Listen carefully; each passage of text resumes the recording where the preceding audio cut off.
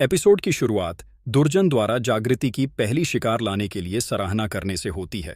गोलू वहां आता है और बताता है कि जग्गू ने खरगोश का शिकार नहीं किया और इस खरगोश को बचाने के लिए मेरे तीर को अपने हाथ पर ले लिया।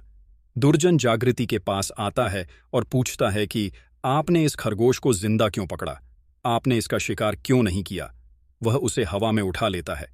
जागृति पूछती है कि क्या शिकार करना जरूरी है। दुर्जन का कहना है कि यह हमारा पेशा है और अगर हम हथियार नहीं उठाएंगे तो हमें चित्ता कैसे कहलाएंगे। जागृति का कहना है कि हमें हथियार चलाना सीखना होगा जब हमें राम जी जैसे किसी को बचाना है।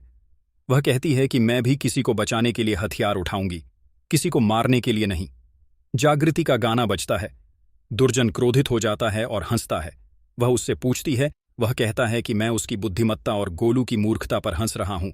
गोलू का कहना है कि जग्गू ने खरगोश को नहीं मारा क्योंकि वह उसे मार नहीं सकती थी और उसका दर्द महसूस करती है और खून नहीं देख सकती। दुर्जन की पत्नी कहती है कि वह सही है, वह खरगोश को नहीं मार सकती थी। दुर्जन अपनी पत्नी को जग्गू को बहादुर न बनाने के लिए डांटता है। मंगला बिंदी से हरीश को बुलाने के लिए कहती है और कहती है कि अब केवल वही जग्गू को बचा सकता है। दुर्जन की पत्नी जग्गू से खरगोश को रखने और उसे मारने के लिए कहती है। बिंदी हरीश के पास आती है और उसे जागने और जग्गू को बचाने के लिए आने के लिए कहती है। हरीश अपना चेहरा धोता है और जग्गू को बचाने के लिए दौड़ता है। बल्लू की पत्नी उससे कुछ करने के लिए कहती है और पूछती है कि क्या वह अपने बेटे का अपमान होते देखना चाहेगा। बल्लू जग्गू से खरगोश को मारने के लिए कहता है। दुर्जन बल्लू से हस्तक्षेप न करने के लिए कहता है। मंगला क्रोधित हो जाती है और जग्गू से खरगोश को नीचे रखने और उसे मारने के लिए कहती है और उसे अपने पिता की शपथ दिलाती है। जग्गू खरगोश को नीचे रखता है और बुरा महसूस करता है। दुर्जन की पत्नी खरगोश के चारों ओर तीर चलाती है और उसे पिंजरे में बंद कर देती है।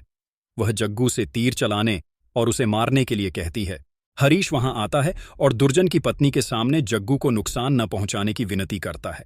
जग्गू कहता है कि बड़ी अम्मा ने मुझे कोई नुकसान नहीं पहुंचाया, जब मैंने कोई गलती नहीं की है तो कोई मुझे क्यों सजा देगा। वह उससे कहती है कि चिंता न करें। वह उसके हाथ पर कपड़ा बांधता है। दुर्जन हरीश को अपने पास बुलाता है और बल्लू को शराब देने के लिए कहता है। फिर वह हरीश को शराब देता है और कहता है कि यह उसका इनाम है। हरीश इसे पीता है और बेहोश होकर गिर जाता है। मंगला गुस्से में दिखती है। दुर्जन की पत्नी जग्गू से तीर उठाकर खरगोश पर निशाना लगाने को कहती है। दुर्जन कहता है कि मुझे उसकी खामोश जिद, स्वाभिमान और निडर रवैया पसंद था, लेकिन उसने इतनी जल्दी हार मान ली। जागृति खरगोश के चारों ओर घूमती है और तीर चलाती है और खरगोश को भाग जाने के लिए कहती है। खरगोश भाग जाता है। गोलू कहता है कि जग्गू को सजा मिलेगी। दुर्जन कहता है कि मुखिया के पास मना करने की शक्ति होती है और जग्गू से कहता है कि उसमें उनका मुखिया बनने का गुण है और उन्हें उसके अन्य गुणों को भी परखना होगा। गोलू पूछता है कि हमारे समुदाय का कौन सा मुखिया है। दुर्जन उससे कहता है कि खरगोश को पकड़कर लाओ और फिर वह देखेगा। दुर्जन की पत्नी बिंदी को उसे अच्छी तरह से न सिखाने के लिए डांटती है। बिंदी कहती है कि मैंने उसे चित्त के नियम सिखाए हैं, लेकिन हम यह क्यों भूल जाते हैं कि वह हरीश और गीता की बेटी है। बिंदी बताती है कि जग्गू गीता की तरह है। दुर्जन अपनी पत्नी नंदा और बिंदी को डांटता है और कहता है कि तुम दोनों उसे हमारे मूल्य देने में विफल रहे हो। नंदा उससे माफी मांगती है। वह उससे माफी मांगने के लिए कहता है और कहता है कि वह अब समुदाय का मुखिया है, न कि उसका पति। वह माफी मांगती है। वह कहती है कि जग्गू को सबसे बहादुर चित्ता के रूप में जाना जाएगा और कहती है कि मैंने फैसला किया है कि मेरे बाद जागृति मेरे राज्य को संभालेगी। बल्लू, नंदा और अन्य लोग दुर्जन द्वारा जग्गू को अपना उत्तराधिकारी घोषित करने की बात सुनकर चौंक जाते हैं।